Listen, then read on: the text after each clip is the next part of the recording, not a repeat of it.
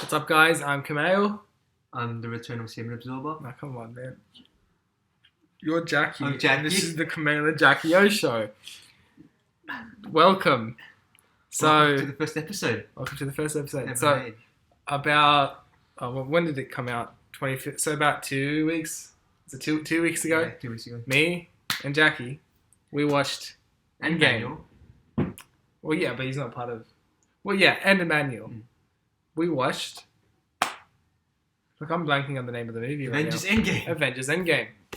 Right? So just a heads up.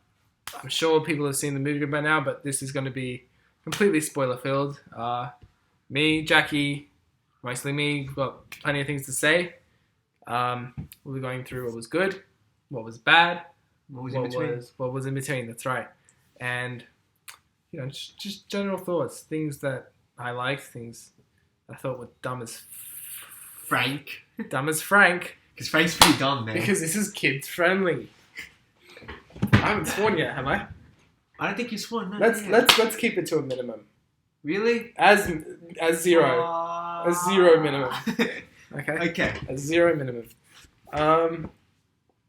Yeah. So Yeah. gonna get started. Let's jump right into it. Roll the intro. Right. So overall thoughts. First, second act. I mean, they just happened. Kind of. They felt.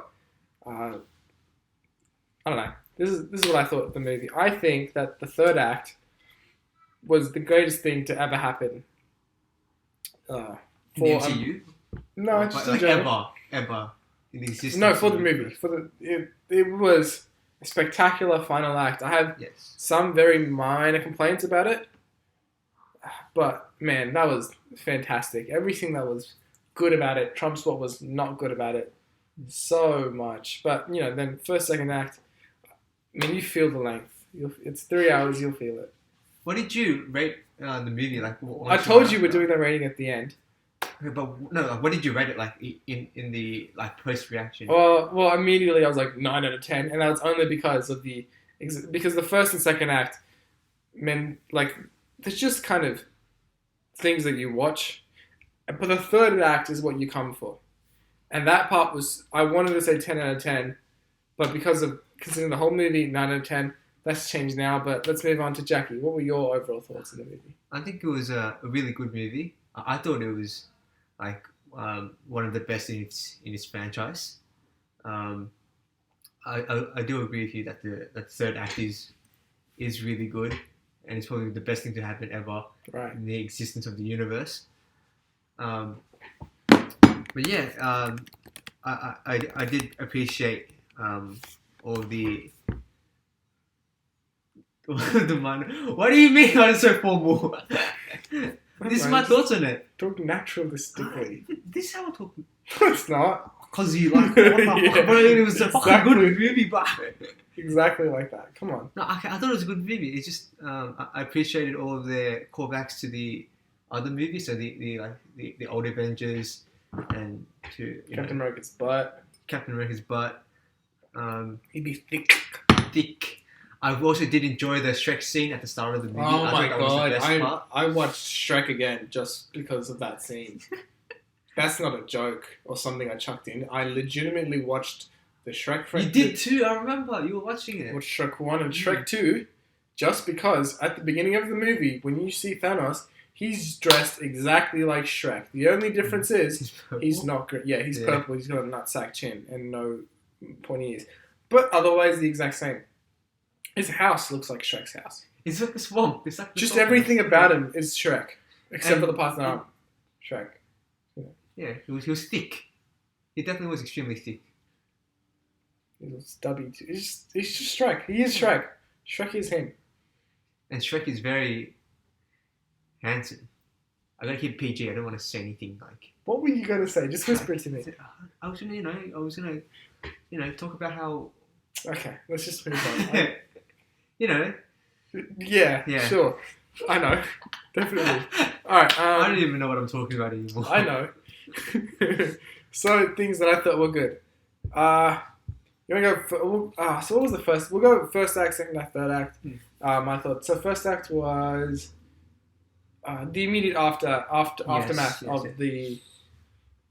the snapping. Is that what it's called? Or the decimation? It's got many names. Thanos snap, yeah. Dude, that one. So okay, so how does it start off?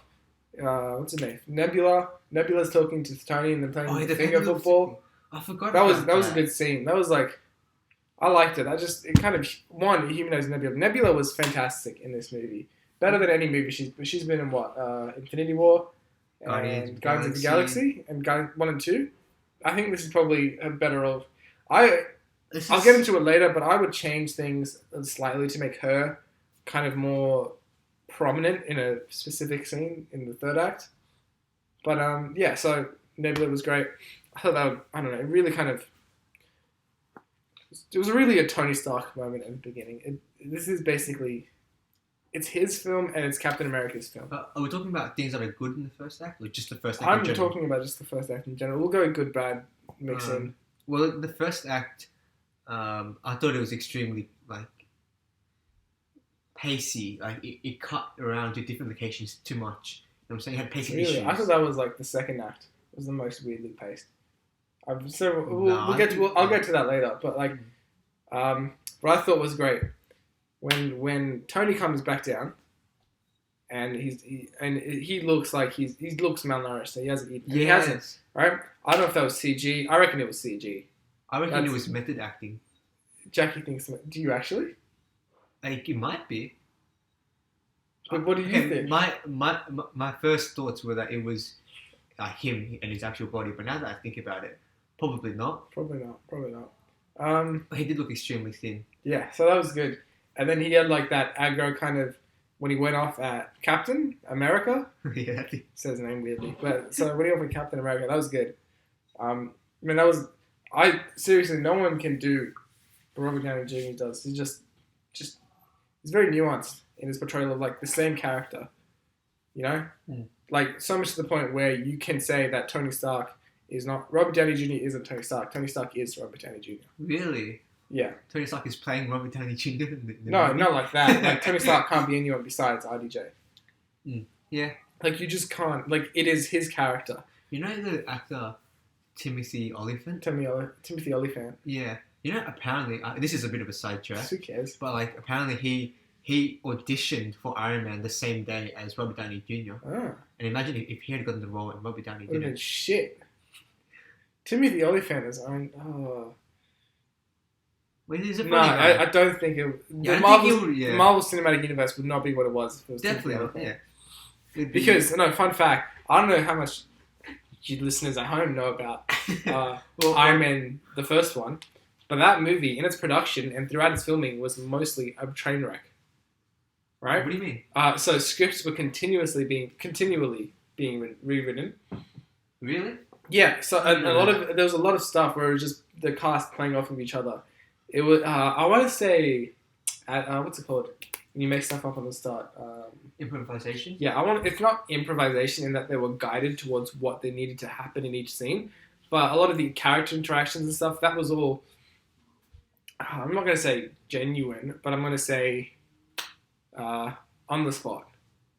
Which is, I suppose, is improvisation. But it's not, improvisation has like no, you can go anywhere you want and you just got to stay with it, whereas they knew what they wanted, they just didn't know how they wanted to say it. Yeah, okay. Which is basically just as bad, to be honest with you. Yeah, but it worked out well. It's just because there was lots of like background interference, things out of their control. I mean, it worked in the end. I'm gonna say it's a fantastic movie, but I fucking love it. I'll bleep that. Don't worry. It's fine. Moving on. We're talking about how Robert Downey. Oh yeah, Robert Downey. Yeah, he was great. Great. No, but that whole first act, it's great. So what it is basically, the first about half an hour, 20 minutes is like 20 to 30 minutes. Just quickly. Okay. For the first 20, 30 minutes is basically just the immediate aftermath, how everyone's. Oh, it's not really the immediate. It's just how it really affects the Avengers. Yes. Yeah. Right? And they have like a team meeting and everyone's all like kind of Devo. Especially Thor. He was. Especially really Thor. Oh, and they go to kill Thanos. Yeah, they do. That happens in so. No, he's that a farmer. Oh, he's Shrek. when they go to meet Shrek Thanos on the farm and they get there, man, that scene, I didn't see that. They just cut his head off in front of us, and I didn't see that coming. I did not see that coming. Like I didn't. He just died. That's it. After nothing else, he just died. Yeah, and there was no satisfaction to it or anything because. But I suppose that's kind of the point. Like, and then when what's his name? Thor did it. It wasn't out of like righteousness. It was out of anger and kind of like it came from the failure that he. Yeah. His failure, which he is aimed for the head this time. Yeah, for the head. But like no, but because Thor hasn't failed at anything before. What is he like 1,500 years old? Right, this is the first time he's properly failed. Really? Yeah. Name one time he failed before. The whole point of the first Thor movie is that he's so cocky because he can win every fight. That he just doesn't give a shit. Now he's more compassionate, but he still hasn't learned. There's like that scene in Infinity War where it's like fate wills it so that he can command it. He commands fate. Technically, he didn't beat his sister. It was... But he won. Yeah, I guess. Yeah. Yeah. Because he gained an enlightenment that Asgard isn't a place, it's a people. That's what Daddy Thor says. Odin. Daddy Thor. Odin. Daddy Thor! Daddy Thor. That's it. I feel like it's all like... It's not... like it's a lot of character moments. There's no fight scene in the first act. Besides Thor, but that's just him. It's literally one axe swing, and then it's over. Not really, because like all the other Avengers were helping him. They were holding him back. Oh, okay, yeah, but that doesn't count because that's a. That was kind of cool. Yeah, it was cool, but I wouldn't say it's an action piece. There's no action. It's a lot of just character moments, which I appreciated. Second act, time heist. So at the end of the first act is just setting up the fact that Tony Stark can now do time travel just as he feels like it. He literally which, I mean, it's a bit of a cop-out to say that Tony Stark can do anything at this point. What do you mean? Name one thing that he hasn't done that he... Like, okay, in Avengers, when did you become a expert in, what's the quote? Like thermonuclear astrodynamics or some shit? And he's just like last night. So he just knows everything. Developed time travel in a day. Not even a day, like 3 hours. Night. 3 hours in a garage. And he still had time to spend with his daughter before fucking going to bed. Oh, can I just say, I fucking love Morgan. I love Morgan. She's so cute. I love you 3000. Yep. That's the G. I love you 3000. Just saying, I only love you like somewhere between the 700 and 900 range. So. Really? Do you get it? What is that? It's the quote. What quote? Because that's how much Morgan loves Pepper. Oh, really? Oh, yeah, no, I get it. This is why jokes are shit with Jackie. Yeah,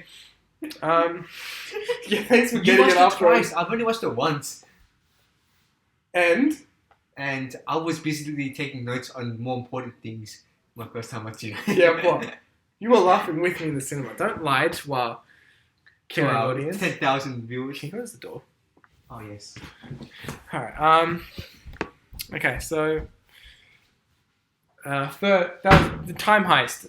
We're going what we'll do, so just general quick first act, third act, and then we'll move on to specifically what we liked, the good, bad, and in between. So time heist act 2. A lot of fan service. Oh yeah. A lot of fan service. And that's like debatable whether it's good or bad. Yeah, I wouldn't say it's bad. It's just a lot. It's just, like it is. That's all. It is just a lot. It's not bad. It's not good in a sense. It's just a lot. But like, what else were they gonna do? Like, take it to somewhere where they weren't there? I mean, it's kind of like a situation where the fan service is demanded. Yeah, like you can't do anything besides fan service. Well, I don't know. Yeah, it's fine. I liked. So what do? They gotta. Oh no! In the second act, you're introduced to Fat Thor. I hate Fat Thor. That is bad character development.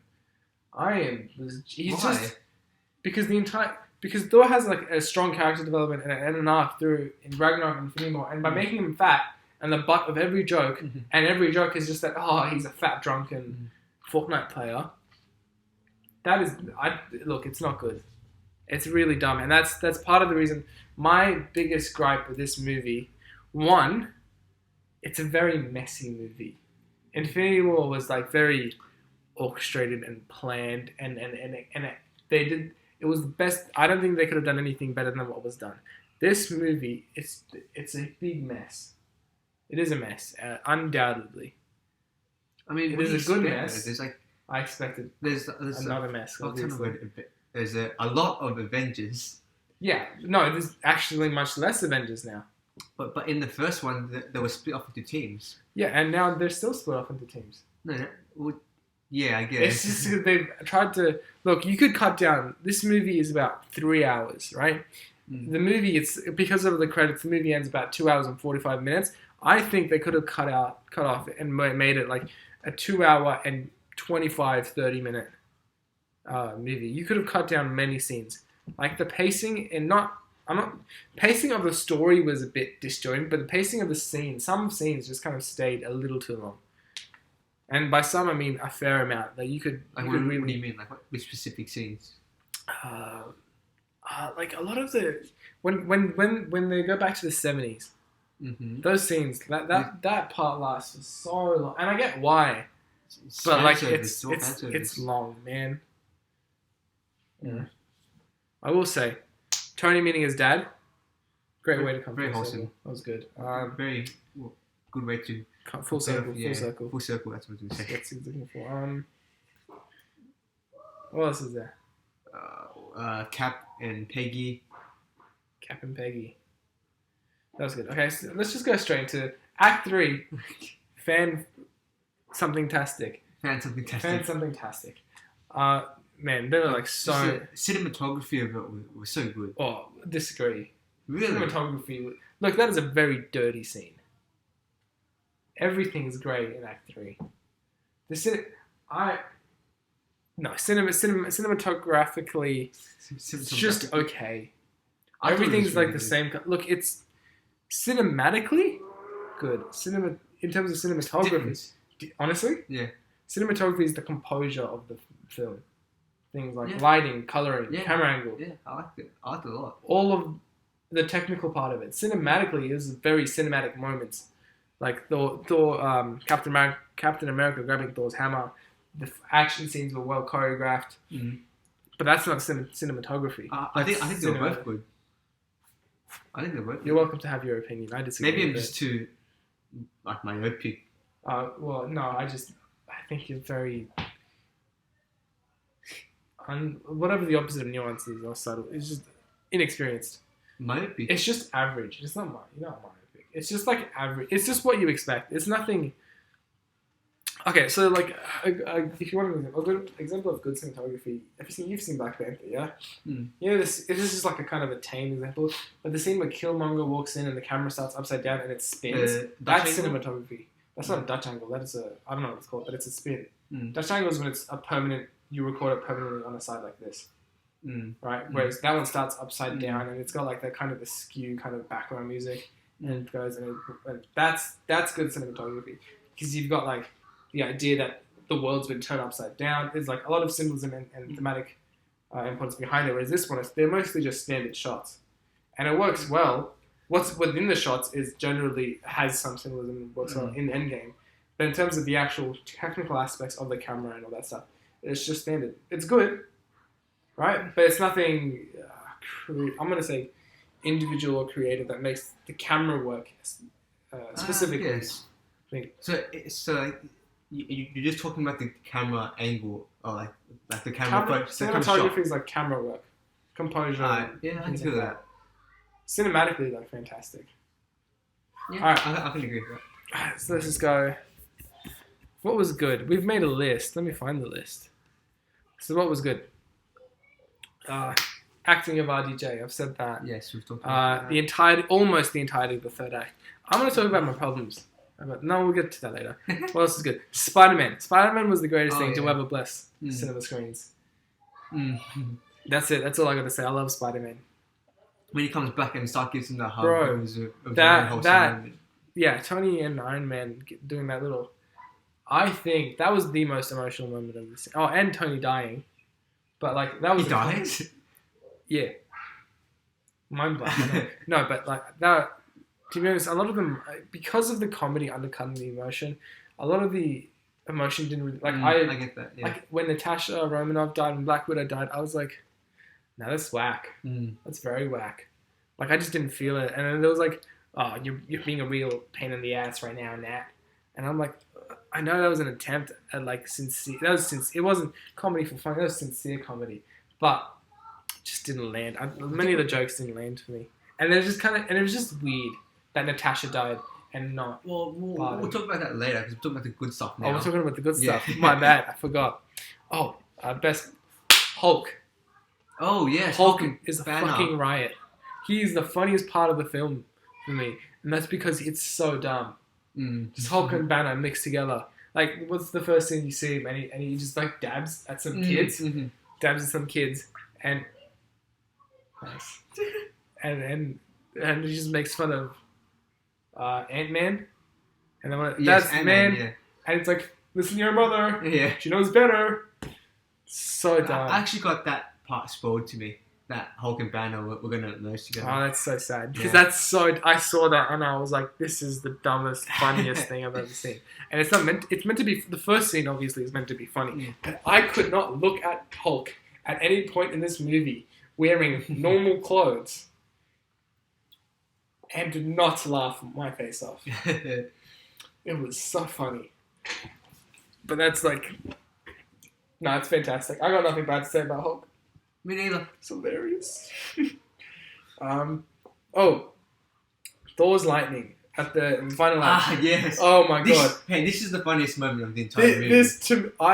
I genuinely thought this was the best moment. No, not best. The funniest moment of the entire film. When Thor uses when summons Mjolnir and Stormbreaker, and he gets all the lightning to get in his armor suit. Well, actually, I will say I digged his armor.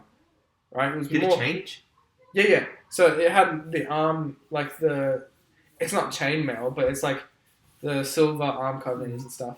It looked more, I want to say it looked more regal. I liked it. Regal. Yeah, because he's more kingy. He's not kingy now, but it looked good. But when he did it, his hair got tied up and his beard got braided. Hell yeah. It was the greatest thing I've ever seen on a cinema screen. I lost my shit. I remember you did. I was sitting next to you. It was the fun. I didn't even care that he summoned both Stormbreaker and Mjolnir. Who cares? He got braided beards. Yeah, in that moment. That was so fucking funny. I don't think I'll ever see something as good as that in my life again. Like, who cares? Captain America could wield Mjolnir, or that Iron Man wielded the Infinity Gauntlet. Thor's beard had braids. Which were made from him summoning Mjolnir Lightning. and Stormbreaker. It was a lightning beard.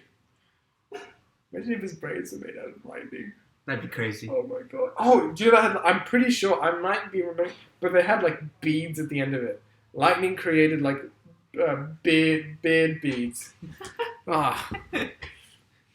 What else is there? Tony confronting Steve at the beginning. I've said that. That was very raw, emotionally charged. That I was like, yeah, that I wanted to see. I think this movie was best when it was being dramatic. Okay? Yeah. It's part of why the third act felt so, because it didn't, not necessarily the stakes were high, but like the stakes felt powerful. Because what could happen that they'd lose? Oh no, the stakes were high. Thanos was going to destroy everything. Yeah, exactly. Yeah, fair. But it felt like because you know this is the final MCU movie, you know, you can pretty easily see what's going to happen, right? I mean, they set up that Iron Man is going to wear the Infinity Gauntlet by having the Infinity Gauntlet be made out of Iron Man's suit. I saw that straight away. But man, just man. Stark meeting his dad, and Cap meeting Peggy, and Thor meeting his mum.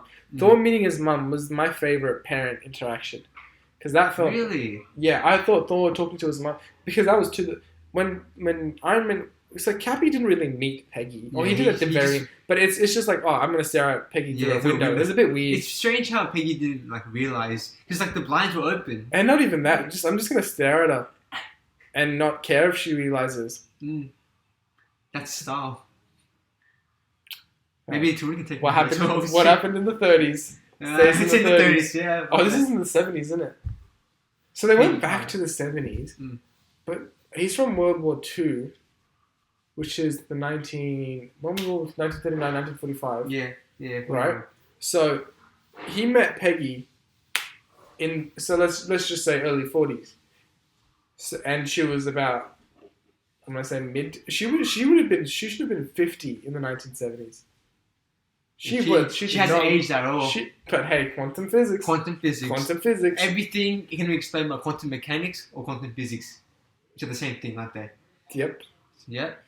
Time travel, baby. What else? But no, yeah, I liked Thor meeting his mum because it felt more because you knew that his mum was gonna die. We knew, and Thor knew that his mum was gonna die that day.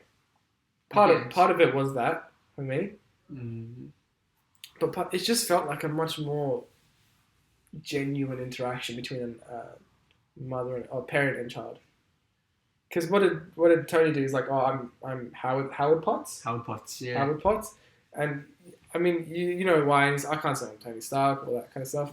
But it was mostly like just normal interaction. And then when they start talking about their kids, you know, Fair.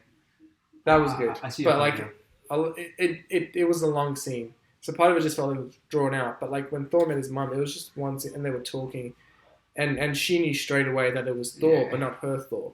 You know, it was just very genuine. I still like Stark meeting his dad better.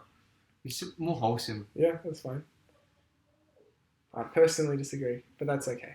Each to his own.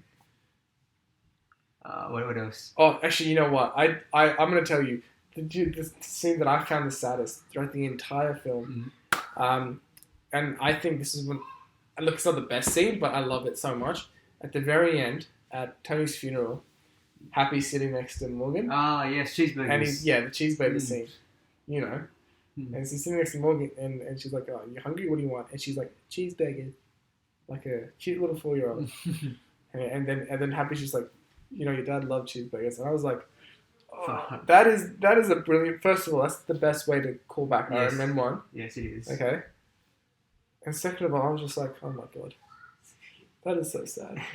Because you felt the emotion between Happy and Morgan. I mean, she knew her dad was dead, but she doesn't really know. But Happy does. And look, it's very, very subtle facial acting. But man, I felt that. I'm kind of thinking about it. Oh, I feel sad.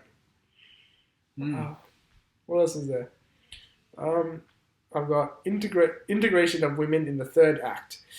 Ooh, so Jackie thinks this is good. I thought it was great. I thought it was extremely forced, and that scene needs to be restructured because I hate Captain Marvel. Because her? Yep, I hate her, and I hate Brie Larson. Yeah, and I hate her because of Brie Larson and because of the way she's written, and she's just shit. Do you hate her in that scene though? In that third act? Yep, I hate her. Period. Well, we can't talk about that now because we're talking about things we like. No, look, but you liked it, so yeah, we can, and I can blatantly disagree. This is what I think. I think that the women's this is because it starts off with to talk about it first, we want to talk about Spider-Man because I love Spider-Man, and then we'll transition to the women because that's how the scene progresses. But Spider-Man pops out of the... Actually, it was Black Panther that popped out first. That's not the point. The point is Spider-Man can't... Who cares about Black Panther? He's black. Spider-Man pops out, and he's like, oh, hi, Mr. Stark. And then the Chitauri invasion, Thanos' buddies come. And then Spider-Man... the blessed angel that he is, chucks a Spidey pose. I lost my stuff.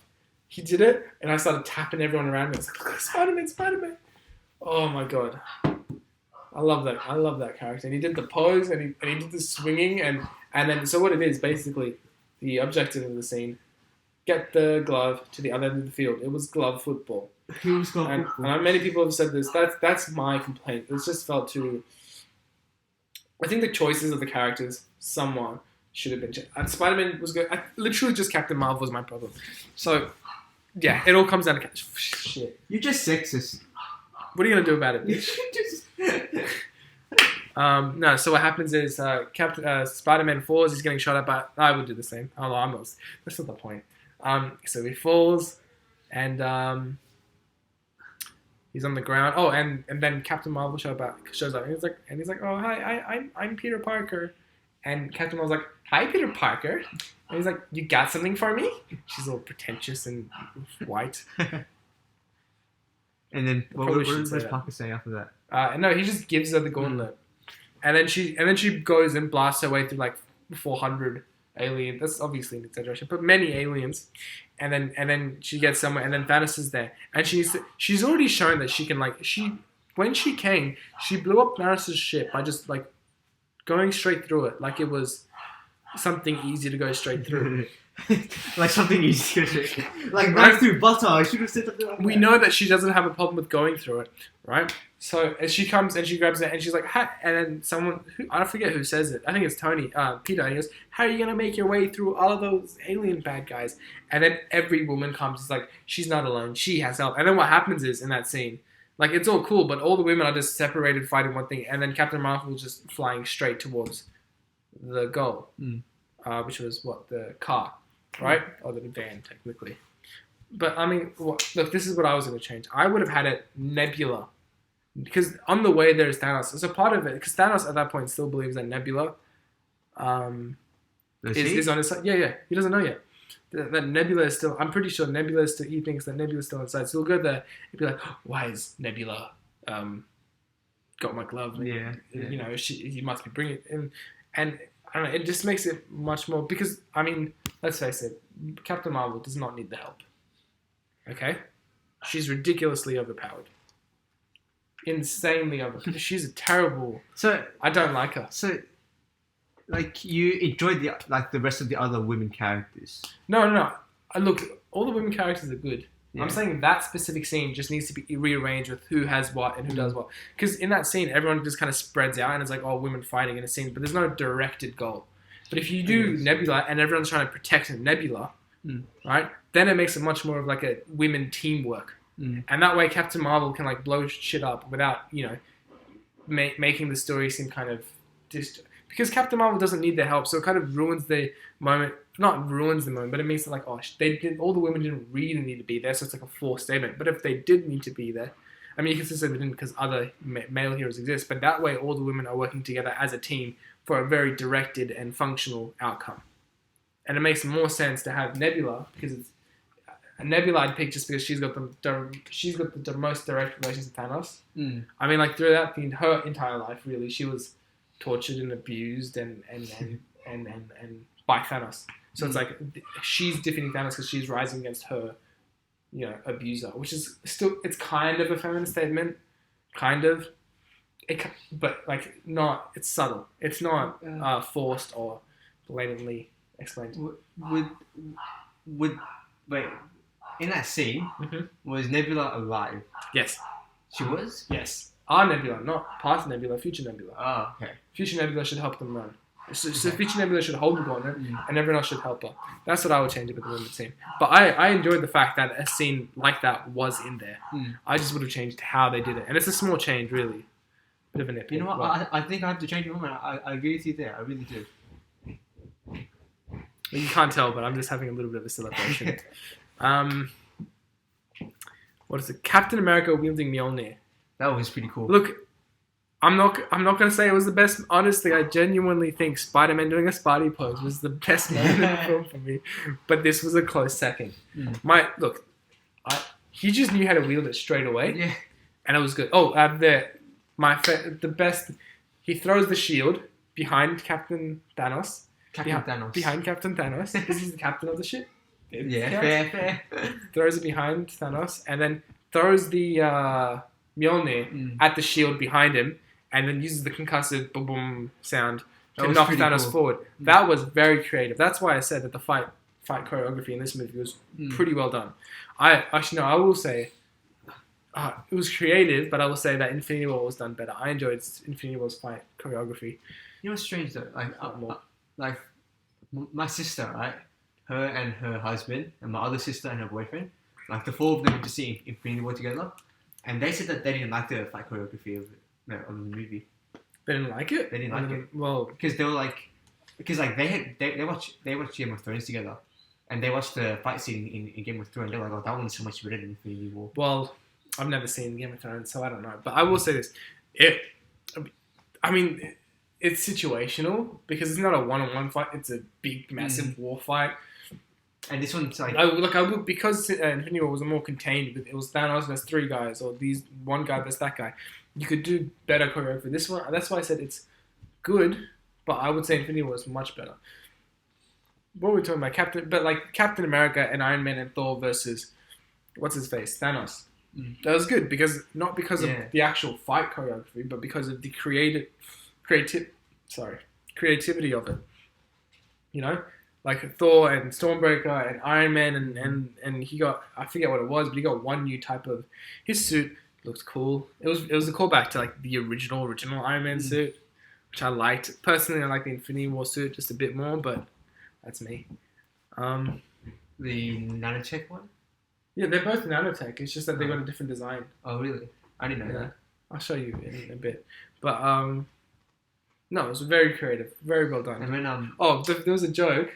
No, I'll let you go first. When Thor had Thanos in a headlock and he had the Mjolnir and that was good. Came and then he then they both used both things together. There was a part where, bit of a thing, anyone can pick up Stormbreaker. Yeah, I know.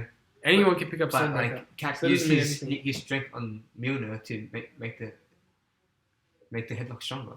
No, but my point is there's the enchantment on Mjolnir, and it's like he shall be worthy shall wield the power of Thor, right? Yeah. Something like that. No, it's whoever wields this hammer shall be worthy shall wield the power of Thor. So that only applies to Mjolnir. So that means Stormbreaker shouldn't have any electrical powers. No, it can. It's just only because if it has electrical powers, that comes from Thor's electrical powers or lightning powers. Mjolnir's powers it's imbued with the power of Thor. So Mjolnir has lightning as well as Thor, but that means anyone can wield Stormbreaker. So he could have used Mjolnir and given like Stormbreaker to Iron Man. Yeah, he could. And I think Iron Man could have made much better use of it. How so? He's just cooler. He's just that warrants... He can put like nanotech into Stormbreaker and just like, can you imagine Stormbreaker with like, and at the flat end you put you put some nanotech rocket booster and it goes just slices the entire country in half. The entire country in half. Okay, a full country. A full country, yes. Damn, that would be really good. Yeah, because Captain America can't do that. Yeah, he doesn't have superpowers. He's just got like, I'm strong. Yeah. Everything special about him came from a bottle. Good quote. I liked it. All right. Captain America fighting Captain America. There was a joke before that joke Mjolnir and Captain America's holding Stormbreaker and Thor's holding Mjolnir and Thor's like no give me the big one and they swap. That's funny. I think it's just. Can you do that Thor impression again? Can I? No. Give me the big one. It's a lot worse now. It was better the first time. It was a lot better the first time. Let me try again. What does Thor say? Hold on, I'm just gonna go on YouTube and pull up a Thor clip. Oh my god. Just for fun. Just for you, my avid listeners. Okay. I don't think my voice should even go that deep, if I'm being honest. Pussy bitch. The best of Thor. The best of Thor. 10-minute clip. I'm very protective of the humans because... No. I'm very protective of the humans. I'm doing a bad job. I can't stop smiling. It makes it hard. They're so helpless and ridiculous. How do I get to Greenwich? That was alright. That was okay. You need to be deeper. Need to be deeper. How do I get to Greenwich? Yeah, that's too... You need to be smooth with your voice. I need to smooth my voice? Yeah. It's blasphemous. Alright, let me try again. Are you really going to try again? Yeah, I'm just keep listening. head like smoke. Sorry. It's a good scene. Children, he transformed himself into a snake and He transformed himself into a snake. Way deeper. Even deeper. Alright, ready? Oh, Alfred. Okay. I'm just gonna Google the best Thor quote, and I'll get the actual words, and then I'll try it. Best Thor quote, and then you gotta try as well. No, I'm not trying. You can. Who do you want to try? You gotta try one character. Pick a character. You gotta do it. I just do Thor as well. No. You gotta pick someone else. Fine. Captain Marvel. Someone else. Oh, God. Alright, Groot. Groot. No. Okay, you can do Groot. I think I can do Groot. It's too. easy. Just Do it. You can go first if it's so easy. it's deep, right? When it's Yeah. old, it's deep. Yeah. I don't know how deep I can go. Oh, I'm Groot. I'm Groot. No. I'm extending the Groot too much. Groot. I am Groot. I am Groot. I am Groot. I am Groot. I am Groot. I am Groot. I'm Groot. I'm Batman. Yeah, no, my Batman impression's alright, actually. It's not bad. There's not a way I'm underneath. But what I do, it's a very dramatic one. It's not a way I'm underneath. But what I do, that define me. I'm Batman. I can't think of a single Batman quote. This is a very weird laugh. It's because I ran out of breath because Batman's voice is hard to do. Okay, ready? Okay. You people are so petty and tiny. That's a lot better. You people are so petty and tiny. I've got a weird accent. You got an Australian accent. Fun fact, Australian me and Australian Chris Hemsworth have different Australian accents. Because he grew up more inland. I think he grew up in Queensland. Where did he grow up? Let me check. We're just talking about Western Thor. Sydney. Yeah, no, definitely not Sydney. Thor. No, what's his name? Chris Hemsworth. Let's see if Google knows where he was born. Google knows too much about too many people, let's be honest. Chris Hemsworth was born... Yeah, Melbourne. Different accent. So He's 35? Yeah, he's really young. Have you seen... Did you know Paul Rudd is 50 years old? Yeah. That's crazy. I was talking about this with my mum. I talk about this with my sister. Is your mum my sister? Are you? Yes. Wait, is your mum your sister? Is my mum my sister? Yeah, Yes. my mum's my sister. Because if it's your sister Yeah. and it's my mum and we're each other, our Oh. sisters are our mum. Yeah, our sister are our mums. Look what you did. We've created a branch timeline. Okay. Yeah, it's a different accent. Well, let's go back in. How did I say it? Well, I can't read. Let me get back to the quote. That might help. You people are so petty. No, you people are so petty and tiny. You people are so... No, it's too much. You are alive because fate wants me alive. No, that's not the quote. Do I look good? Oh, it's this one. Oh, do you know why? That's not the quote's underneath, and this is the heading for the... It's so dumb. Oh my god, this is like a BuzzFeed article. It's Screen Rant. It's slightly better because it's got a focus, but it's still just as poorly written. Okay. Thanos is just the latest Thanos is just the latest in a long line of bastards, and he will be the latest to feel my vengeance. Fate wills it so. It's really bad. It was much better like 3 minutes ago. What character can I do? For another time. We're gonna do. Do you want to release a Avengers impression? Yeah, we'll finish this. We'll do. Oh yeah, stick around. We're gonna do one sound reviews. Oh yeah, that was. I don't know when I'm gonna release it. I will. I've got exams coming up, so we'll see. But the Kumail and Jacky-O show. Mm-hmm. Not a copy of the Kyle and Jacky-O show. In fact, they copied us. I think they copied we us. should sue them or something. We really should, yeah. Yeah. Get Friendly Geordies in the case. He's not a lawyer.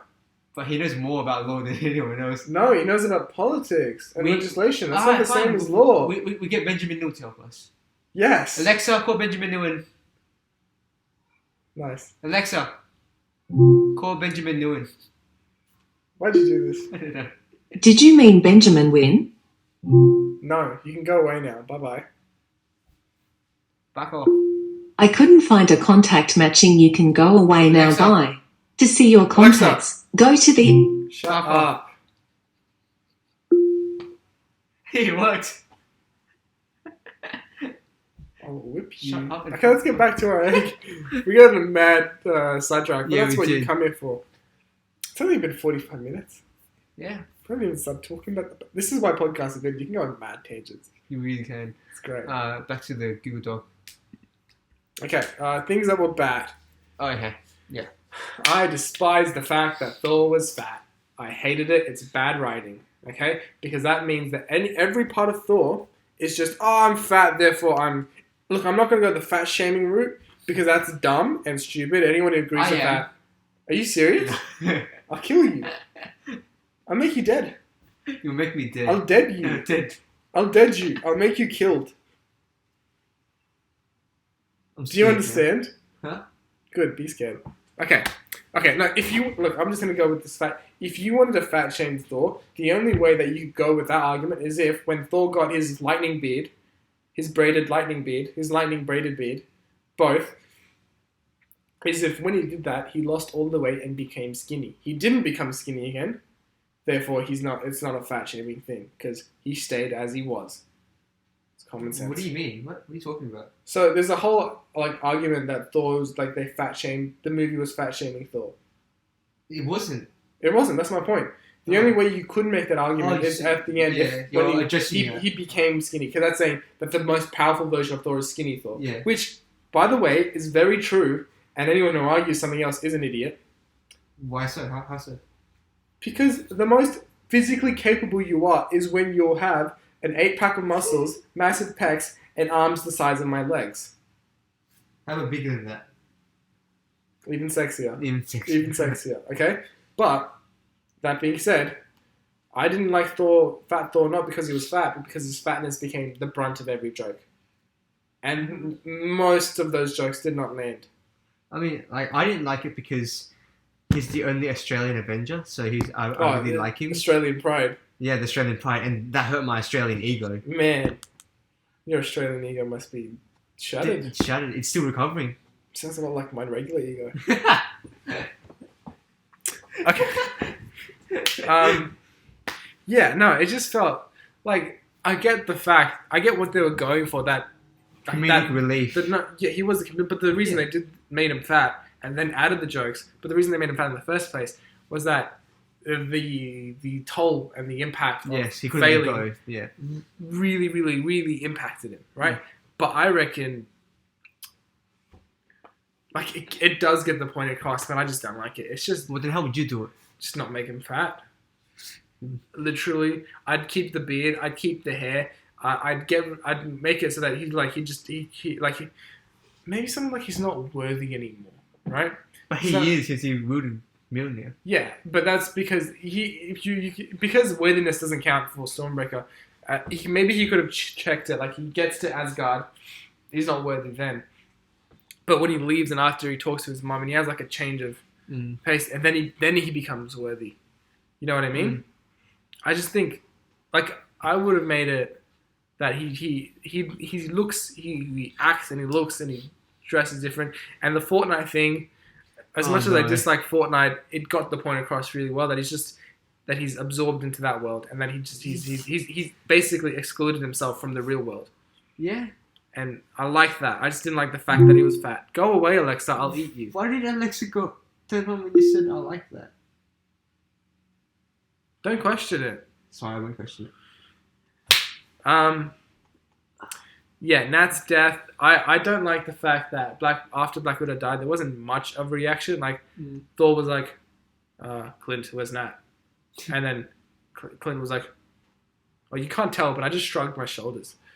You know, there wasn't much. And then the jump cuts to them on a lake, and then he just chucks what does he chuck? Like a chair, not a chair, like a seat or a bench or something, and he chucks it really far away. Not really that far for the Hulk. I mean, Iron Man could chuck it that far. And Hulk's much stronger than Iron. He's really not now. We know now because, nanotech. But what are you going to do? Quantum mechanics. Quantum physics. It all comes down to the branching timeline. What I didn't get when I was watching the movie was how did the Avengers not know that they had to kill someone for the Soul Stone? Nebula's a bitch. Because like Nebula would have known. Would she have? Yeah, she would have because Gamora died. But was she with Gamora? Mm. No, she wasn't. Because Nebula wouldn't have known that. They wouldn't have known that because Gamora knew that, but Nebula didn't.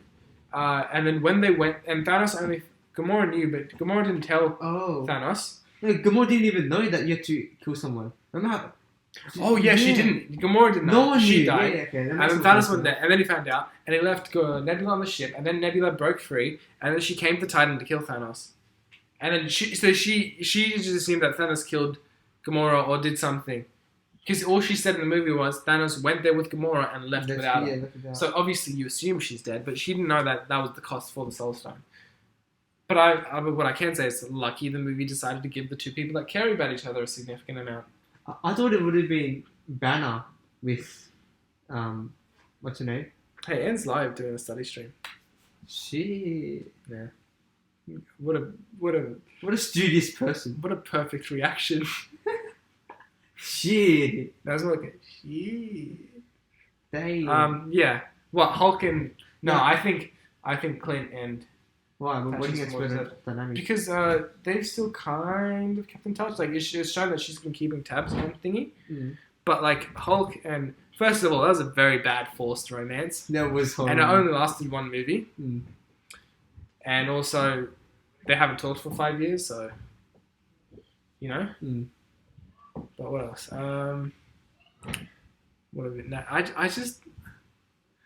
can't say that I think Clint's death would have been better. That Hawkeye's death would have been better. But I think there should have been a more of impact that Black Widow's dead. Because like she died and that didn't really change. Nothing changed. Yeah, They didn't feel much. any different. I mean, I don't know. And I get that they can't bring. Do you know what I don't get? Wait, someone died that they could have brought. Who dies? I feel like you could have brought Tony back. Like, I swear you could just do a click and then another flick. What's it called? Clicking your snap. It's called the snap. Yeah. You could have done one snap, killed all of Thanos' stuff, and then another snap. Oh, there's now a second copy of me that's the exact same, so you can just. But I'm me, and just dead. You know? Yeah. Just basically snap yourself alive Okay. in any way or form. Quantum mechanics, man. Quantum physics can't. I don't understand it, so how can I argue? You know. But that's mostly because I don't want Iron Man to die. I love him so much. I think it's time for him to die. I agree. I just don't want it, but I think that's a good story choice. I wanted Captain America to die. I wanted Captain America to die because I meant Iron Man wouldn't die. Not because I think this is I wanted them both to die. You wanted them both to die. That's Yeah. about no. I think this is a much better way to end the movie Really? because no, Iron Man's growth is becoming from selfish to selfless. Mhm. That's the most selfless act sacrificing yourself for like literally the entire universe. Because but what's his face? Captain America. He's already the perfect human being, and he's already put his life on the line Yes, like many times. Right? Yes. So killing it would mean that. Would mean what? It's just he's so selfless that he hasn't done anything for himself, really. But by allowing him to like live an extra life, Fair. by Where he's allowing selfish. him to make a selfish choice, Yeah. because Tony's selflessness meant that other people can make their own choice for their own needs. Not because Captain America's decisions have always been, at least in the years after he woke up from the ice and after World War II, for the betterment of his country or the world, right? And Tony's sacrifice means that people like Captain America can make that decision now, and so that's why it works. It kind of benefits Tony being dead. So the selfless one made the selfish choice, and the selfish one made the selfless choice. Yeah, I get that. I just think that's a much better character. Do you reckon he's gonna like return in any of the movies? Captain America? Yeah. No. Maybe he's like the cameo that he had in Well, Spider-Man. not Captain America, but like Steve Rogers. He's like Old Steve Rogers. Maybe he's a cameo. because Captain America is now Falcon. What do you think about that? What's your thoughts about that? I get why, because they need to have like a Captain America symbol, but it just felt undeserved in this movie because Falcon existed for maybe like a minute on screen. Yeah, that's a good point. And it just felt like it came out of nowhere. Like I knew it was going to happen, and I expected it completely, but it just felt like he should have worked harder for it. Not that it just felt like the movie should have worked harder for it, not Falcon. Also, Falcon's facial hair in that scene, I don't remember what it was like for the whole movie, but in that scene in particular, it's so weird and so distracting, and I couldn't look away from his face. Facial hair.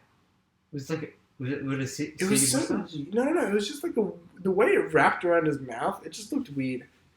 I don't know. You can rewatch this podcast and then rewatch the movie when it comes out to buy legally on DVD. Yes. Stop torrenting. It's bad for the producers. Support your local artists. And everything related.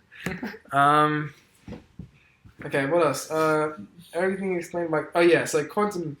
I think this issue can be explained by quantum mechanics. Stop, man. What was bad? Okay, so when I rewatched it, I have to say that the way they explain quantum physics, time travel, makes sense. And they, to an extent, do follow their own rules. So there are a few problems with this. Like, one... They have undeniably made one timeline, and they made two timelines. One where so the way Captain America comes back is he goes back in time, he goes back to the 70s, and lives in an alternate timeline, an alternate branch of the timeline, and then at the end of the movie jumps back and gives Falcon the shield and tells him he's Iron Man. So Captain America lived his entire life with Peggy in a branch timeline. And not the main. I don't get that. You have to break it down for me even more. Would you like me to explain the way that their quantum physics works? I have a whiteboard. I can do this. Wait, so it's okay. So he gets the stones. He returns them to the original place, and then he goes and lives his life. And then he goes back to the 70s. Not the 70s in this case. It wouldn't be. But he goes back and lives out the rest of his life with Peggy Carter. In a branch timeline. Mm-hmm. So you know how it's implied that he spent the rest of his life with Peggy. That life became an alternate universe. How so? Because it didn't exist in the main one. How did he create that branch universe in the first place? By being there. Because he wasn't there in the main one, and by being there and living through that flow of sequence and the flow of time, he's in a branch timeline. Then how did he close off that timeline? Or as far as I know, the only way to close off that timeline is to remove him coming there in the first place. And how do you do that? You can't. That's why I said that timeline exists indefinitely. And he's just jumped into another one. Okay. He's jumped into the main one, and I can. I wrote down what Hulk said, and it does mostly make sense. And I'll map that out for you later if you want. But that's a branch timeline that I can't think of a way to close, and that will exist indefinitely. But it's mostly the same. It's not very like a broken timeline. And there's another one when they go back to the Avengers 2012, and they try to get the space stone, and Loki jumps off with the Tesseract. Yes, that's a branch. And that's part of that, I reckon, is because they want to make the Loki movie or TV show. TV show, yeah. Loki and Scarlet Witch TV show, something like that. And so that's why. But that is now a new timeline that has been created that differs from the events. Which would have been closed once Cap returned the stones, hey? No. Cap didn't grab that space stone. He grabbed the space stone from the 70s. So he returned that. So you know when Cap went to live with Peggy Carter? Although I wouldn't say... The way...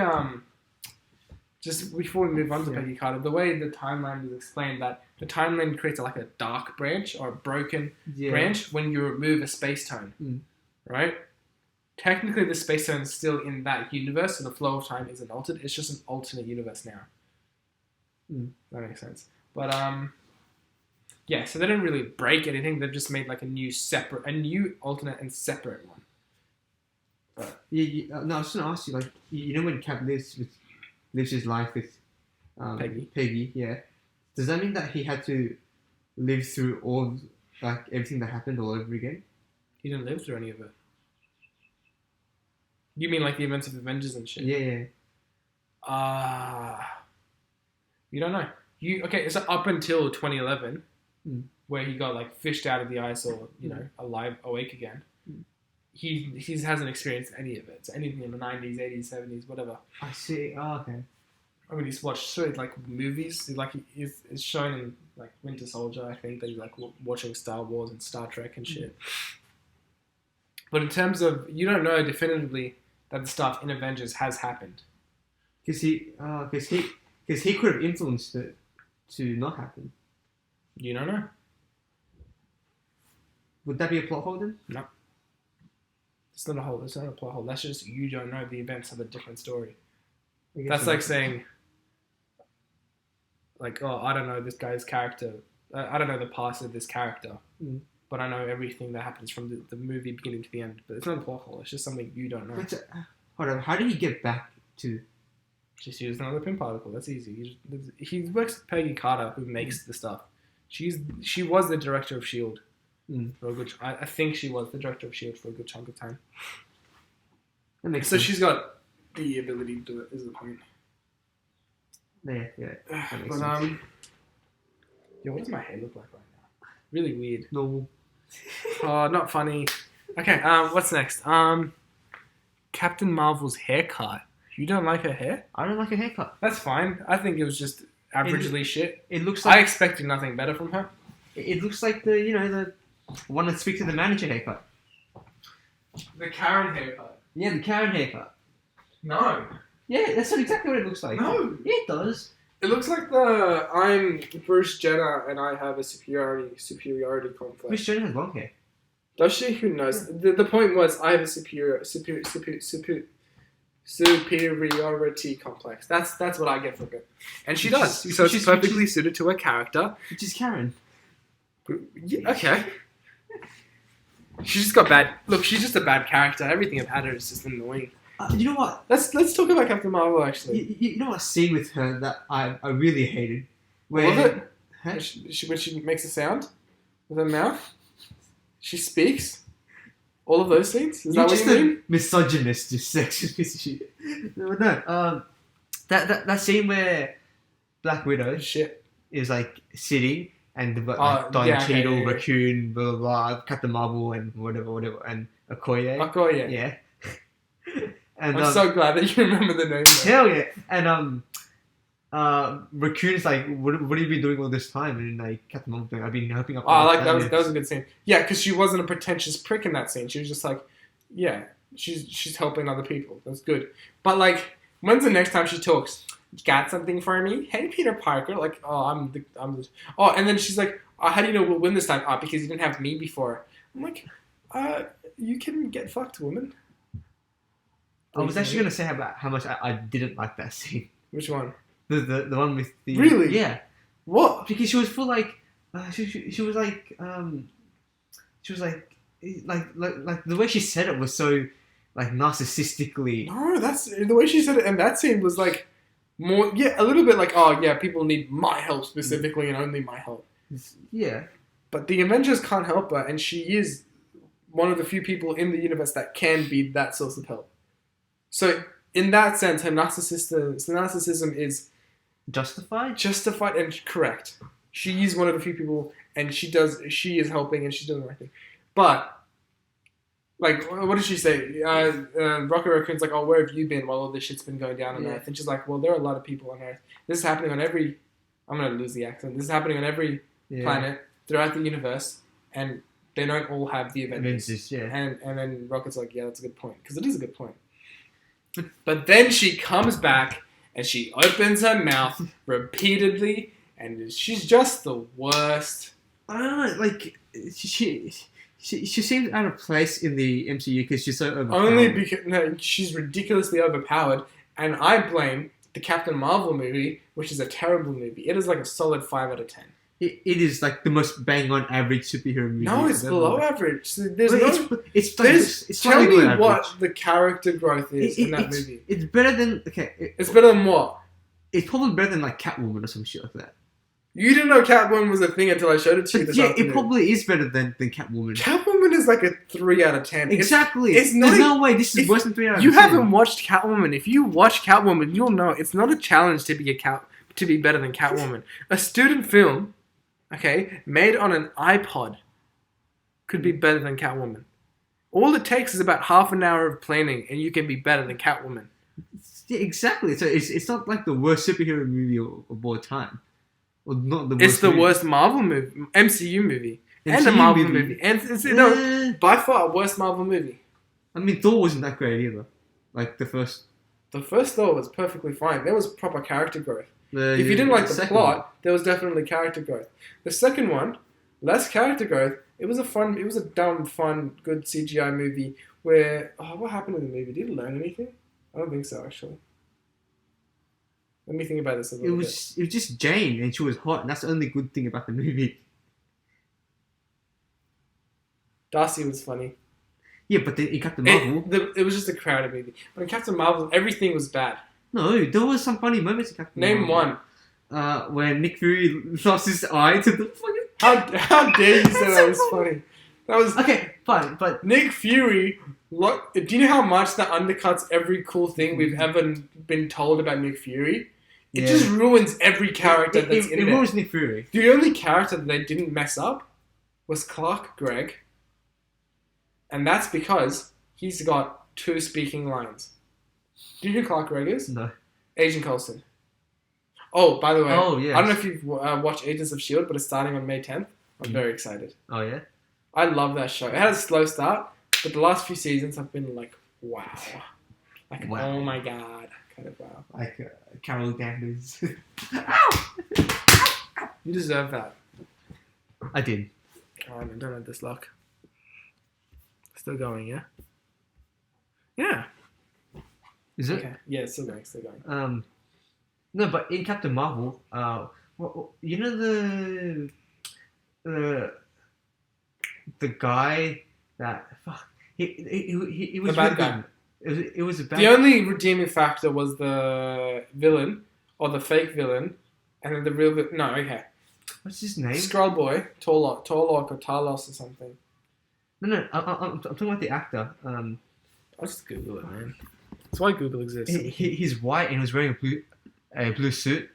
Yeah, Talos. This is his character's name. What's the name of the movie? I can't believe I have to type in the words Captain Marvel on my laptop. Also, I don't know if... I mean, who's going to listen to this? Nick Fury's boss. Yeah, I know who you're talking about. Yeah, like the acting of that was really good. Yeah, he's really good. He was the only good part of the movie. Ben Mendelsohn. Yeah, him. He Especially was so the good. fact that he's an American putting on an Australian and a convincing. Oh, he's Australian. I thought he was American, but no, he's a fantastic actor. He was really good in that movie. Nick Fury was like There was a funny movement. When he comes into the house and they're like, "You threatened my daughter," and he's like, "Okay." And he's like, "Okay, yeah, that's the best scene." That's it. I remember That's that scene, to be honest. He just says, "Okay." That's it. That's not all he says. No, in the scene, they come in, and then he's like science advisor is shapeshifted into Carol Danvers' friend. Oh yeah, Black Mummy. Yeah, the chick. Yeah, and he's pretending to be Black Mum, playing with Black Kid. Right, and then he's like, "Oh, why would you do that? You're holding my daughter hostage or something stupid." And he's like, "Okay, that's a fair point. Okay." But it's like, it makes sense. And then he's just coming in and he's like drinking a smoothie. It's just so dumb. Literally, he's the only good part of that movie. Nothing else good happens in that movie. I like this guy as well. Jude Law. Was He's terrible. I hate him. Really? It's terrible. I thought it was okay. I'll slap you. Why? What did you like about him? I like his acting in the movie. It wasn't like it wasn't like It wasn't bad. Like Brie Larson's. So it wasn't bad. It wasn't bad, yeah. And it was just look. There's bad acting, there's good acting, and then there's acting just in the middle. He was just acting. There was nothing good. There was nothing nuanced. He was just saying some lines in a particular way. Okay, not even just so many things could be improved. And that's not his fault. It's the script. It's the producers, It's the script. the scriptwriters, and Brie Larson combined. The point is, we hate Brie Larson and she ruins everything she's in. No, The only good thing is, look, she comes in, she swoops in. She's a bit of a... She's not really the Deus Ex... What's it called? Deus Ex Machina? She's not really one of those. But she's got all the right parts to be one. Like, she comes in out of nowhere, smacks Thanos' ship. And let's be honest, if they didn't smack Thanos' ship, would they have won? No. But then you can say that about so many things. So she's not really an Ex Machina. But she just comes out of nowhere, blows up Thanos' ship. She's like, oh, powerful. And I'm like, no. she's powerful. She's shit. She's a bad, very poorly written character. It's just weird how, like how did she even get so much power? Because she blew up with the Tesseract. Yeah, To be fair, she should be Scarlet. If she got her powers from the Tesseract, exactly, she should be just as powerful. Or Scarlet Witch should be just as powerful as her because she got her powers from the Mind Stone. Yeah, the Mind Stone. And Vision. Oh, the Soul Stone. That's what I thought, because she's red. No, but she got it from the Loki Scepter, I don't remember anymore. which is the Mind Stone. No, it's the Mind Stone. The Soul Stone is in It is orange. the planet. Yeah. Warming. It's the Mind Stone. Yeah. She got her powers from the Mind Stone. Which means she would be. She's basically as strong as Scarlet. She should be, Witch, yeah. And as strong No, as Vision. it should be Scarlet Witch. No, Vision's not powered by this. That just gives him a brain, really. He thinks from it, and he can shoot laser out of it, but he doesn't understand it, so he doesn't get power from it. Whereas Captain Marvel and Scarlet Witch, their powers directly were created from and extracted from the stones. So wouldn't Thanos be 6 times as strong as Yes. Captain Marvel? Oh no, because Thanos is just wielding them, but the power's not his, so to speak. It's just a weapon. Yeah, it's like holding a sword versus having an arm. As a sword. Do you get what I mean? Yeah, I get you. But yeah, shit. Fuck, it's a shit movie as well. Captain, it's just bad. Let's move on from Captain. I could talk about how I could break. I don't even remember it that well. I just remember how much I hate it, and I could break it down. I might. This is good. I like talking. Many things. I hate how she's like in like, huh? See you later.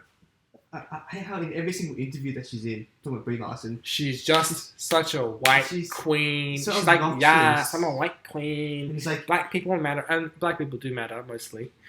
No, I'm kidding. They do.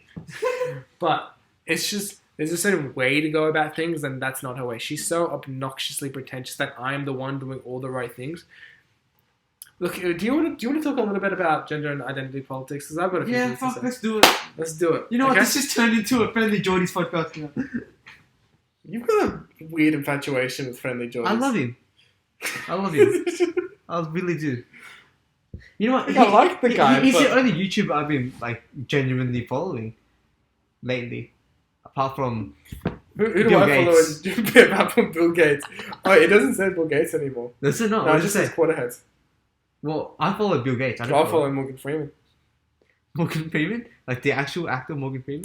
Look, it says Morgan Freeman. I have to assume it's Morgan Freeman. Yeah, that's true. Like, no one ever lies on the internet, hey. Correct. Okay, no.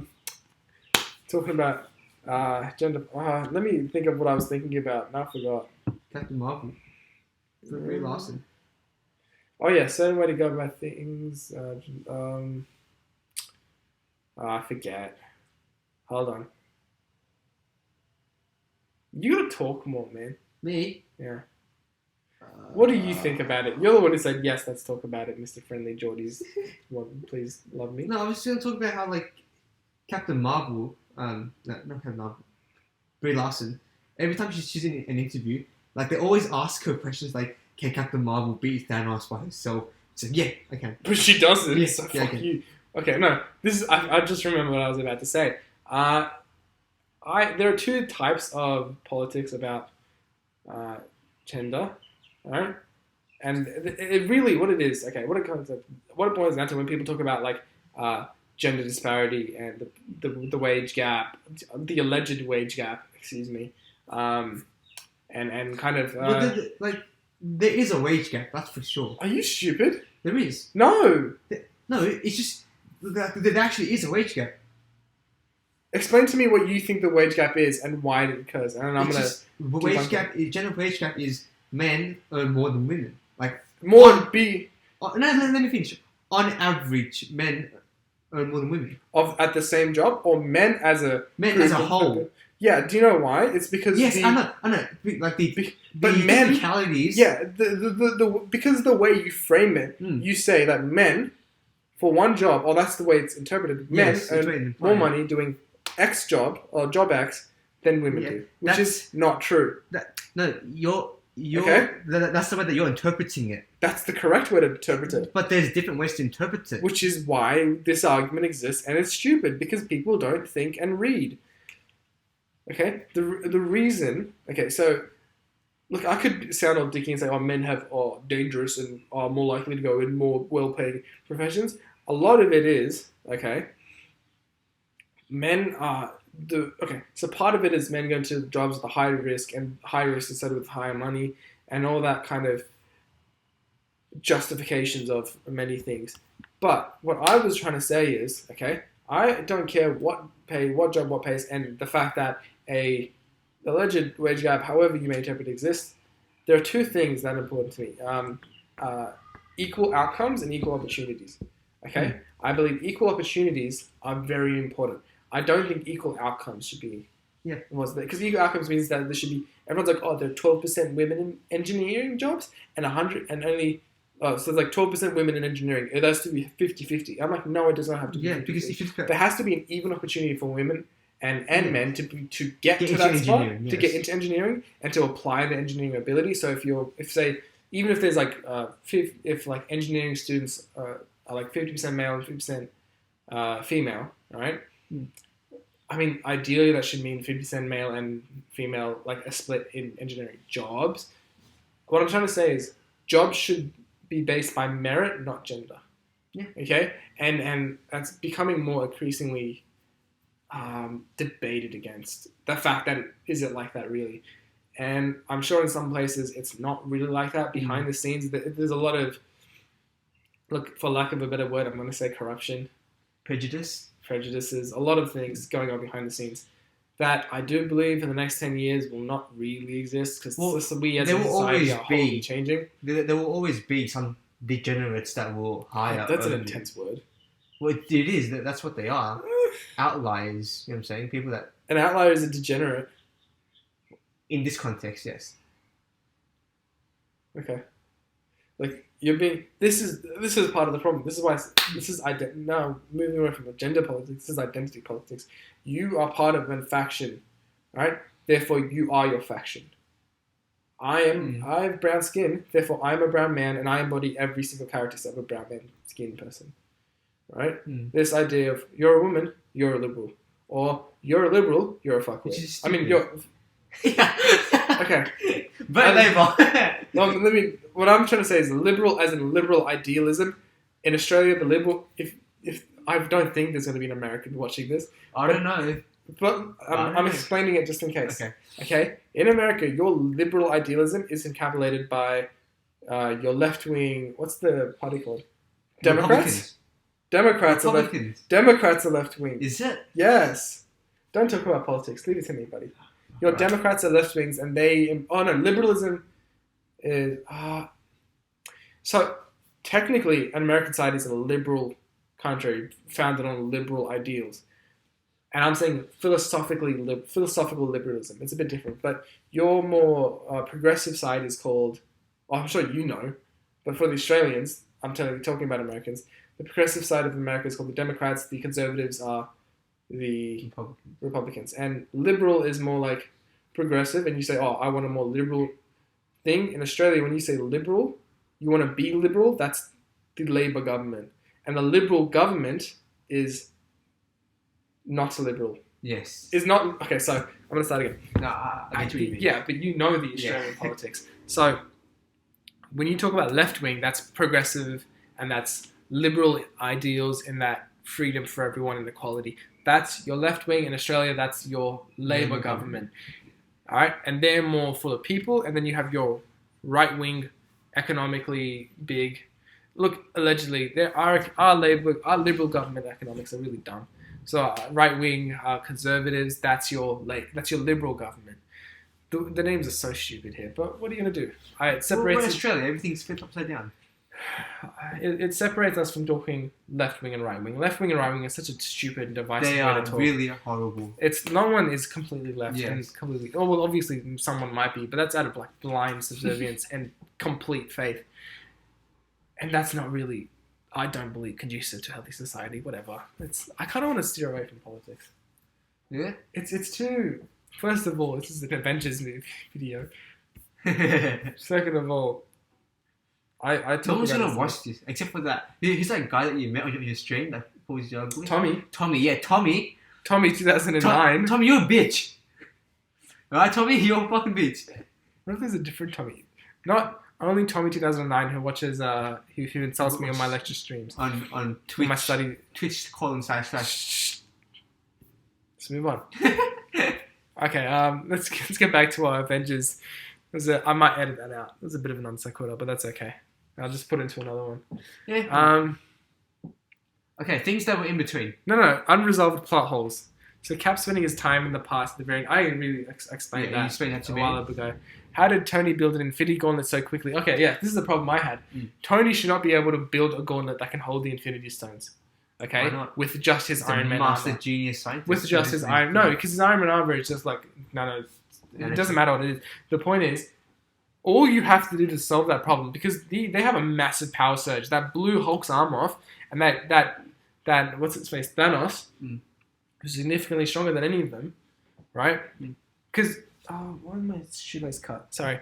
So Thanos's armor, his weapons were strong enough to break Cap's shield.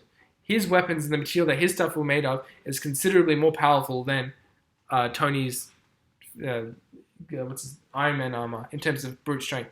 So his Iron Man armor should not be able to handle the power surge of the gems. Thanos had to go all the way to some gems or the stones? Same shit. They're called the gems in the comics. Are they? Yeah.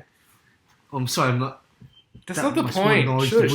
Shush, that's not the point. Thanos had to go all the way to Nidavellir. I think it's called Nidavellir, and build it in the heart of a dying neutron star. Yeah, get Peter Dinklage to build a gauntlet. That's the same place where Mjolnir was built. Yeah. Right? So it's an intense thingy. It's an intense gauntlet. I mean, the way they could have solved it, and I would have preferred, just chuck it, make it completely out of vibranium. Because this entire thing is I absorb energy and redistribute it, and that kind of makes sense to a degree. That being said, Thanos' glaive broke Captain America's shield. I was really sad when that happened. That was a really good moment. Also, something that really bugged me, in Homecoming, it was like, Cap's magic shield, or Cap's special shield. And they were like, Captain America's shield prototype, and that never came to fruition. I think that idea got scrapped. That was really sad. I wanted to see, I don't know what it would have been. I have no ideas in my head for what it could have. I had an idea. It's like, but that wouldn't work. And it doesn't matter. But no, yeah, they should. I wanted to see a special super Cap shield, but I like the fact that they just, didn't go with the vibranium fucking. That vibranium shield wasn't really a shield. It was more like a sharp jabby thingy. Sharp jabby thing. Oh, yeah. That one. If you've ever watched Ben 10, which you better have, otherwise you didn't have a childhood. It was basically like the claw that, what's his face? Wrath has on the end of his fist. And he's like, I love Wrath. He's a good hero. And what else? We've done the Nebula unresolved plot hole. Yes, we have. Yeah. Were there any other plot holes in the movie? I'd say they're plot inconsistencies, but not plot holes. For example, I thought at the beginning that the 5-year jump was like a bit of a cop out. It was a way to start fresh. But without it, what would you have done? Yeah, exactly. If you did everything without the 5-year break, everything would have just felt like Infinity would have just felt like undeserved, almost. That like it didn't make a difference. So what was the point of it? But with the 5-year, now you've got like a whole host of problems, like you introducing the same people at a 5-year displacement. So like, here's it's not like a plot inconsistent. It's not really a plot hole. When what's his face? Peter Parker comes back. He's still, I think he's like 16 at the point that he died. Yes, he's 16. I was thinking about this. And then the rest of, a good chunk of the school would now be 5 years old, 21. Yeah. So he'd be going to school, at the very least, with people he's never met before. And that kind of thing. So that's part of the problem. And his mate's just the same age. Yeah. So and if you want definitive proof, Just look at my back. Sorry. Look at what's his face? Scott Lang and his daughter.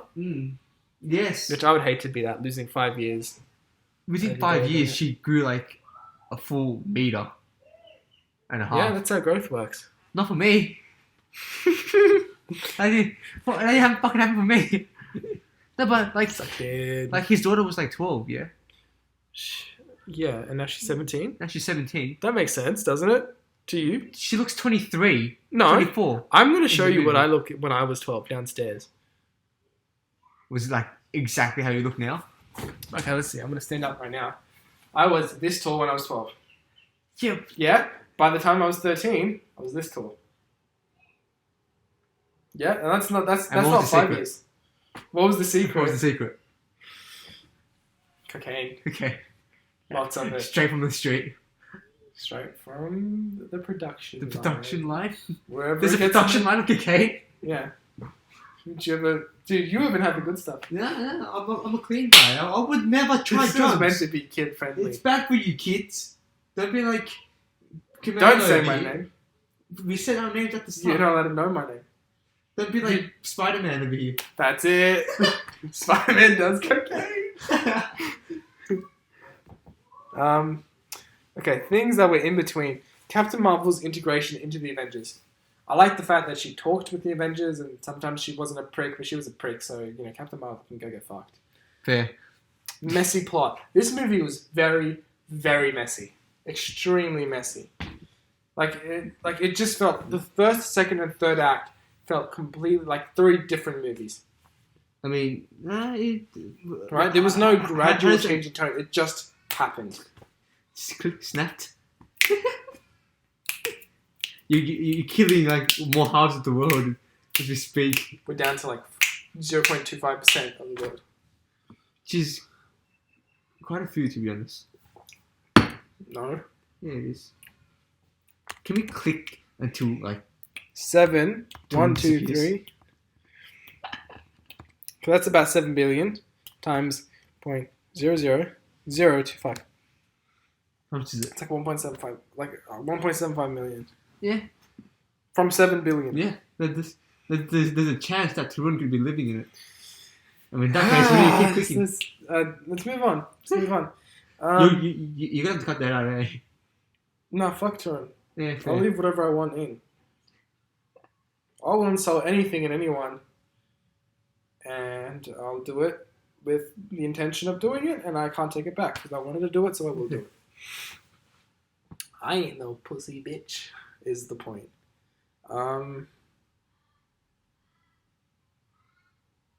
I think that's like we've got 3-hour time.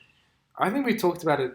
You can feel the length, man. I had to watch it twice in a day. Like this podcast. Yeah, I'm feeling the length. We're kind of running out of things. Yeah. That's part of why we talked about politics. But I don't know if you'll know that because I may or may not have cut that out. We'll find out. Yeah. But yeah, no, you'll feel the length. I felt the length. I had to watch it twice in a day. I made 2 commitments to 2 sets of people to watch it. Mm. One of them was with this dickhead. Man, it was hard. It was a challenge. It's not like a lot of it. I personally didn't feel all that emotional. I saw posts all over, like Reddit and Facebook and Instagram, like, oh, I cried 3 times. Yeah. I cried 6 times. I'm like, I applaud people for having that strong of an emotional connection to a character, but also like, I don't know, maybe there's like a limit to it. There should be, like, you're allowed to like things, but maybe kind of don't get all weirdly intense about it. I mean, unless it deserves to be. Okay, Yeah. I get the fact that different characters have different meanings for different people, right? And I'm not saying it's bad to cry.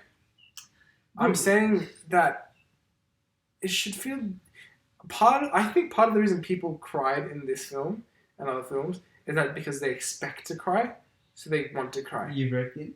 Yeah, like I can see scenes where people. I cried when I didn't cry, but I got like all really excited, almost like super happy on the verge of tears when Spider-Man came. That's because I've just got a weird kind of Yeah, think fetish. Spider-Man. I've got a thing for him. Mm. Yeah, and that's not an emotional scene. That's just me being a dumb fucking goof. Well, I mean, if Spider-Man had died, you would have cried, right? I didn't cry. I watched Infinity War. I was like, oh, that's sad. That's true. But you knew he was going to come back. That's not the point. Well, it's what it is. Just because you know someone's going to come back doesn't mean you should not feel sad at the moment. The scene should still be able to build and feel the... I felt sad at not Thingy dying, but Tony Stark having to deal with the death. That was where most of the emotion in that scene came from me. Tony Stark's dealing with it, not necessarily the fact that Spider-Man's now dead. Because I looked at it more as of a movie, not a character. Okay? What were the sad scenes? There's Natasha dying. Yeah, sad, huh? Tony dying. What are meant to be the sad scenes? Tony dying. I feel like that's it. When, I mean, there were scenes that were meant to be sad, like, you know, that... I'm telling you, what are those ones? I can't think of any. The group therapy part, and Joe Russo was talking about... Oh, that's not sad. That's not meant to... That's, like, realistically dark. I wouldn't say sad, like, you're meant to feel sad.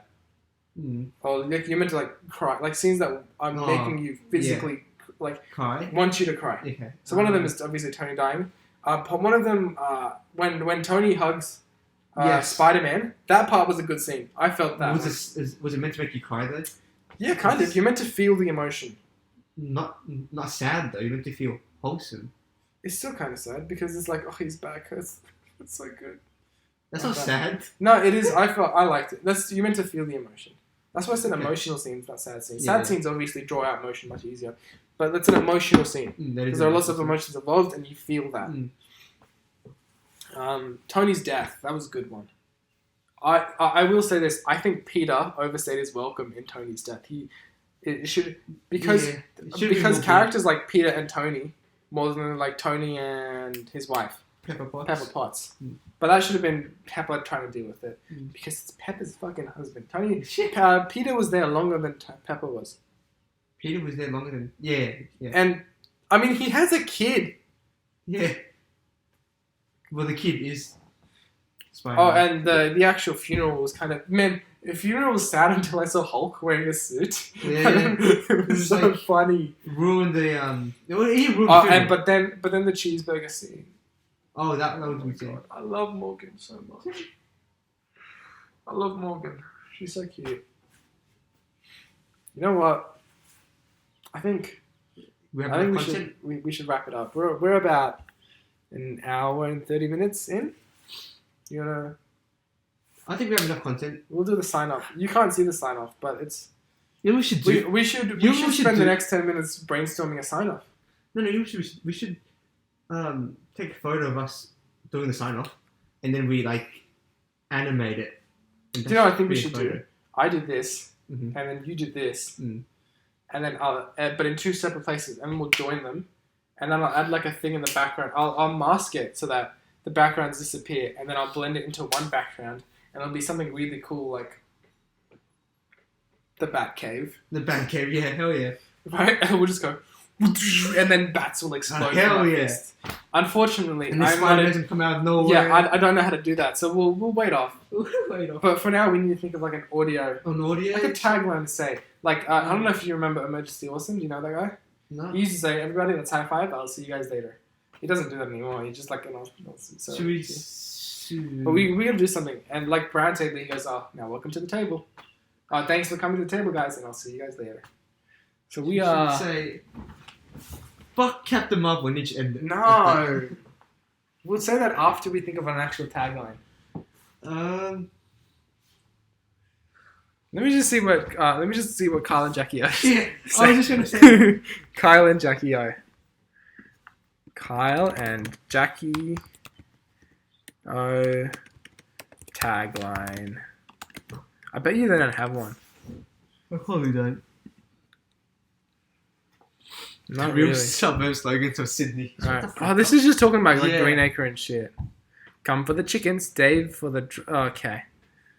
Yeah. Okay. I don't want to watch this. What else? Tagline. Oh, like Isaac Butterfield. He's got like over peace in the Middle East. Mid-dick stanks. Over toodaloo. Be good motherfucker. Be good motherfucker. Yeah. Goodbye. I mean, we don't need to have like one that we stick to, like Yeah, but we're gonna have Religious some. looking No, hero. we're gonna have like we can one have like that 3 is- or 4 different ones. Yeah, but let's think of one. Yeah. Let's not get ahead of ourselves, Jackie.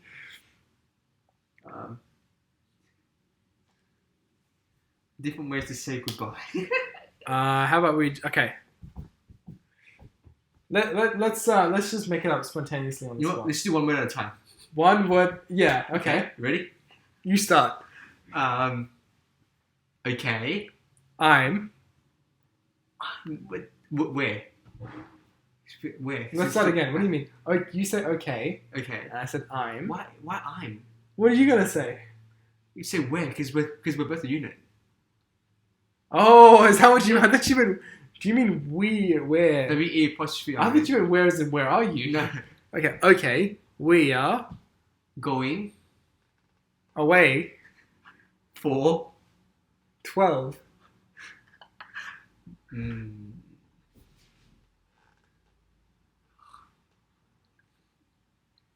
Should it be like a time-based thing? Should I No, say no, years? No. minutes? You can say whatever you want. I'll just Scrupulons. say whatever you want. That's a real word. It is a real word. I disagree. It's from Rick and Morty. Fuck off. Fine. 12 centimeters. Okay, what have we got so far? Okay, we're going away for 12 centimeters. Hope. We Fly. I'm making this as hard as next millennia. au revoir. Alright, no, I'm gonna end it with this. Guys, been. I don't know how much you gave a shit. I think this is pretty. Oh, it was fun. I got a bit serious in the middle, but no, it's a good experience. I hope to do it again soon. I'm considering doing an Avengers impersonation podcast, just a quick little fun one. After your exams, All right now, I need to take a shit. I'll tell you that. But do it while you take a shit. Be good background noise. yeah, I bet you I could pull off the Hulk real good. But no, just bye.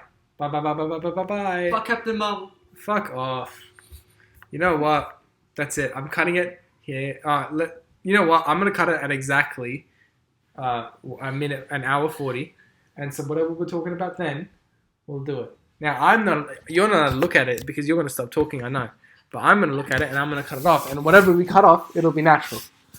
Understood? Now talk about something. Go. I have recently been drinking chocolate milk a lot more than strawberry milk, and it pains me to say that it's time to go on me. Which brand? Move. Move? Mm. Move chocolate milk? Mm. What's wrong with you? Move chocolate milk is shit. It's- You gotta get oak chocolate milk. Oak chocolate milk, Move strawberry milk. No, Yes. no, Yes. no, no. Explain. How? How do I explain? I can explain why oak is better. No. You gotta preference the right thing. Actually, I mean, okay, oat strawberry milk it's just the same as No, it doesn't. as Move strawberry milk. No, it doesn't. Yeah, it does. Oak strawberry milk is so much sweeter. You taste like That's sugar with oak strawberry milk tastes like milk, a shit ton of sugar, and strawberry syrup, and not strawberry milk. It tastes like strawberry milk. No, Yes. I feel like you want to make a Paul Smarter white milk joke here. Hey? Haven't you know the ad? No. I just want milk that tastes like. okay. I want milk. It And tastes it's like like, milk. oh, what do you want? 2% fat, Yeah. low cream, low fat, high Those were polyurethane. back in the days when Australian ads were actually good. Yeah, and now they're like, Retarded. I can't even think of an Australian ad because they're just so forgettable and bad. I mean, You know the good ones? Bouger, bouger, bouger, bouger. what the fuck are you talking about? Budget Direct. It's like Uh-huh. budget, love. Budget Direct car Remember, insurance. Rhonda? You look so hot today. Like the sunrise, it's something like yeah, that. something like that. That was good. Oh, and it was the one I think it was like Jacky-O. That was like that song. It was like car insurance. No, the only one I remember is like the only song I remember. Oh, in case I forget, is it soon, yeah. But like and subscribe and follow us in all places that we be. I'm sure I'll make a some form In the of account. description below. Yeah, it'll all be in the description below. Description, If there is a description. Maybe it's above. Who knows? I don't. yeah. Alright, let's keep talking. It was like, what was it? Oh, how about Allianz Insurance?